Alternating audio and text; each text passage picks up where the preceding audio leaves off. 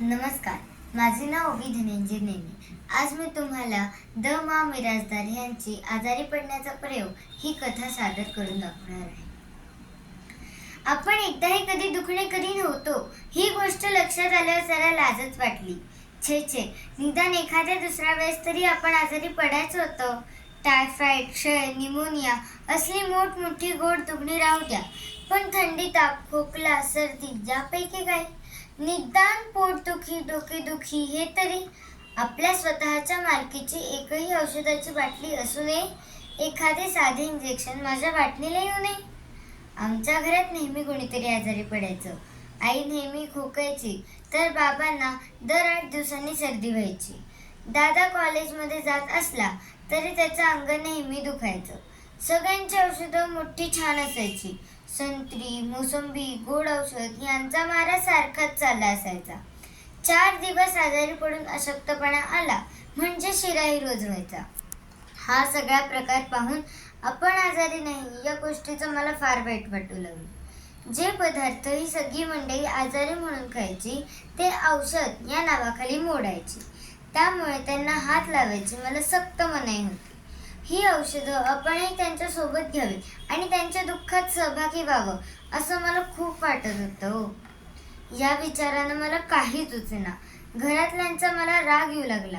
त्यांचा स्वार्थीपणा पाहून मी अगदी चिडले. ती मंडळी स्वतःच इतक्या वेळ आजारी पडत होती की माझ्या वाटणीला कोणतंच आजारपण येत नव्हतं. ते काही नाही, आपण डॉक्टरांकडून औषध आणायचंच असं शेवटी मी ठरवलं. मग नेहमीच्या 3-4 बाटल्या घेतल्या आणि डॉक्टरांकडे गेले. दवाखान्यात खूप गर्दी होती.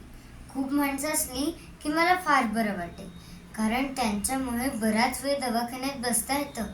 शिवाय बसलेल्या लोकांकडे बघता येतं. काय छान दिसतात नाही एक लोक. हळूच मी खुर्चीवर बसले आणि लोकांकडे टक्कामक्का बघू लागले. काही लोक कणत होते, कुणी इंजेक्शन घेऊन बसले होते. आपल्या दंडावरल्या पिवळ्या डागाकडे मोठ्या फुशारकीने पाहत होते. हे पाहून की नाही मला त्यांचा फार हेवा वाटू लागला. हळूहळू पुष्कळ लोक निघून गेले. मग मी माझी छोटी बाटली डॉक्टरांच्या टेबलवर सरकवली आणि म्हणाले, डॉक्टर, मला बरं वाटत नाही हो, मलाही औषध हवंय. असं, मग ये इकडे, बघू, तपासू असं म्हणत डॉक्टरांनी मला खाटेवर झोपायला सांगितलं. त्या गुळगुळीत खाटेवर झोपताना अशी मज्जा आली. इतका वेळा दवाखान्यात आले पण त्या खाटेवर पडायचं सुख माझ्या वाट्यालाच आलं नाही. आता डॉक्टर ती छान नाही आपल्या छातीवर, पोटावर लावतील, कदाचित इंजेक्शन सुद्धा देतील, मग कसले तरी औषध बाटलीत भरून देतील. आहा, आपल्यालाही स्वतंत्र बाटली मिळायचं सुख वेगळंच. आनंदाने मी खाटेवर लोळत होते. तेवढ्यात डॉक्टर आले. त्यांनी मला तपासलं. इकडं तिकडं पालथं वळायला सांगितलं. गळ्यातली नाही छातीवर लावली. तेव्हा तर मला धन्य धन्य वाटू लागलं. त्यांनी जेव्हा पोटावर एकदम टिचकी मारली तेव्हा तर मला हसायलाच आलं. मग डॉक्टरांना मी सांगितलं, डॉक्टर, इंजेक्शन द्या बरं का, दाताला खूप झाली आहे, आता मला निदान एक तरी. डॉक्टर म्हणाले, हो का? मग क्षणातच एक धाडसी विचार चमकून गेला आणि मी एकदम खाजगी आवाजात डॉक्टरांना विचारलं, डॉक्टर, ऑपरेशन येतं का हो तुम्हाला? डॉक्टर माझ्याकडे एकदम बघायला लागले. थोडं थांबून म्हणाले, का का ग बाई? नाही, करायचं असेल तर तेही करा, मी काय घाबरत नाही. डॉक्टर पाहत राहिले. जर ते हो म्हणाले तर काय म्हणता, तशीच पळत पळत जाईन, सगळ्यांना ऑपरेशन दाखवेन. पण डॉक्टर थंडपणे म्हणाले, बरं आहे, आता असं कर, तू उतर खाली.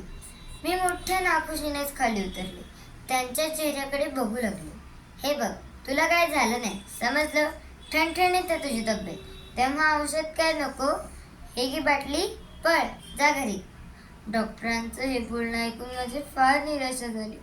मी रडकुंडी लावून म्हणाले, असं काय डॉक्टर, द्या ना मला एखादं औषध. धन्यवाद.